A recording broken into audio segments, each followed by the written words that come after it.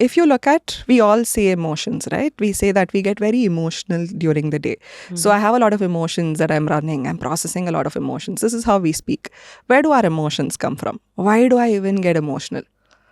If I'm getting emotional, it doesn't come out of thin air. Every emotion only comes up in us only if I'm thinking about I have a certain thought I'm processing. That thought is what corresponds to the emotion. A thought becomes an emotion, and emotions are usually just biochemical changes. I know that this emotion has come up inside of me when I sense it and feel it inside my body. So it's not just one directional. A thought became an emotion became a sensation. It doesn't just stop there. Through the nervous system, we again take back all the sensations and tell the brain, this is the sensation she's currently holding. She's smiling like this. Her orbicular oculi is getting a little compressed. That probably means that she's smiling. So let us give her a little extra serotonin to hold that smile on her face. So every message from my body goes back to the head. Right. So it's a bidirectional thing. If I really want to manage my emotions, either I have to do it with my thoughts or I have to do it with my sensations.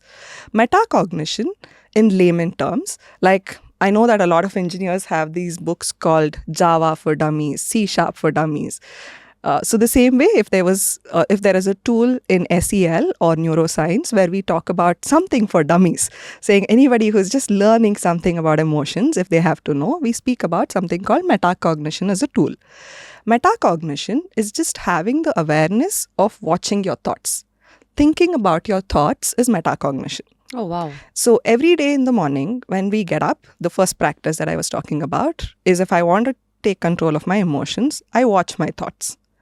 So what do? I sit and watch my thoughts in a way where I watch them like passing clouds in front of me. Usually when we look up towards the sky, we think the clouds and the blue sky is all the same. It's not. The clouds are very different from the sky. So watching your thoughts, saying, this is not my identity.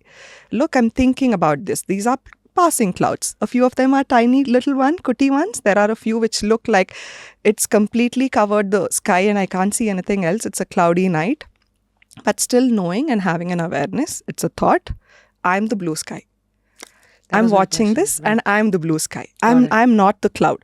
Usually what we do is when a thought comes, we will go jump onto the cloud, take a swim in the cloud and we go away with the cloud, right? So metacognition in general is about sitting for a few minutes with yourself, just watching your thoughts and trying to almost play hide and seek with it, saying I'm not going to get caught.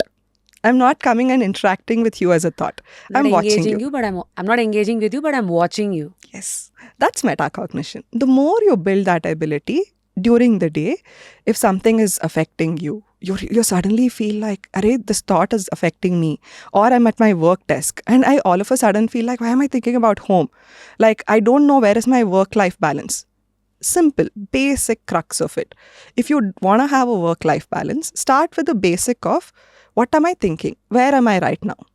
If you can learn to detach from that thought, you've already mastered emotions.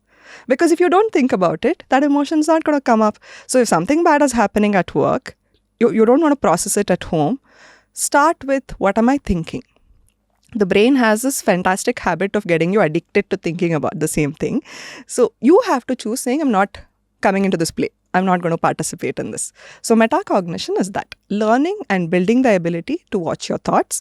So you can choose depending on how you had a night. Did you have a dreamy night? Did you have a lot of dreams that you had? Or when you woke up, do you feel like there's too many things that's going to happen during that particular day? Then do metacognition in the first 5 minutes.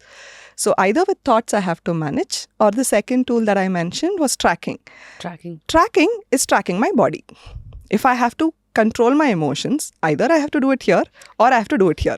So the second part is similar to, I think, because you have a lot of Indian audience, this is very similar to what we do in Yoga Nidra. But Yoga Nidra is to relax different parts of the body. But here you don't relax different parts of the body. You try to focus on what is the sensations I'm feeling in every part of the body. I almost build my body literacy of saying, look, this is how resilience feels like inside of me. When I'm getting anxious, this is what happens to me.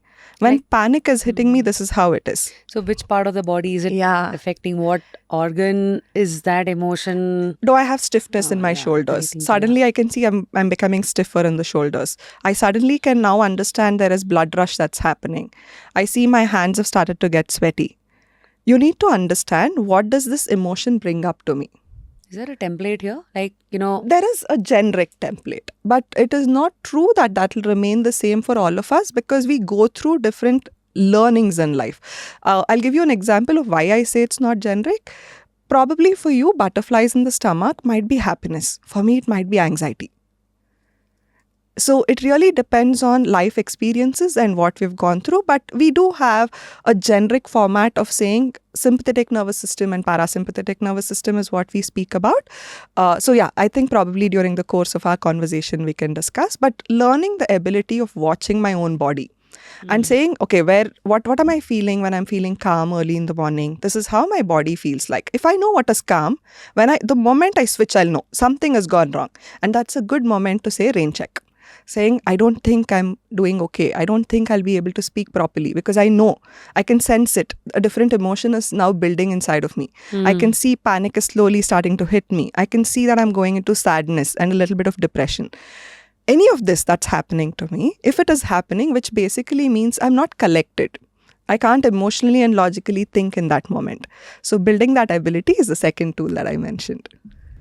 wow. So that's tracking. And now this is metacognition. Yes. So both is done with the eyes closed?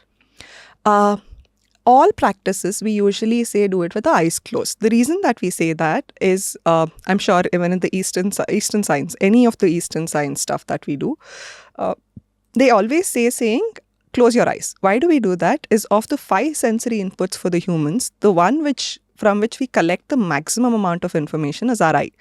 If you keep your eye open and if you do the tool, you might get distracted because it brings in a new thought. What is that green that I'm seeing? What is this white? Where is that? Is this looking okay? But when I close, I don't have that input coming in to come in between my practice. That's why any practice that we do, always people say, close your eyes, close your eyes. That's the reason why we need to close our eyes. Wow. So yeah.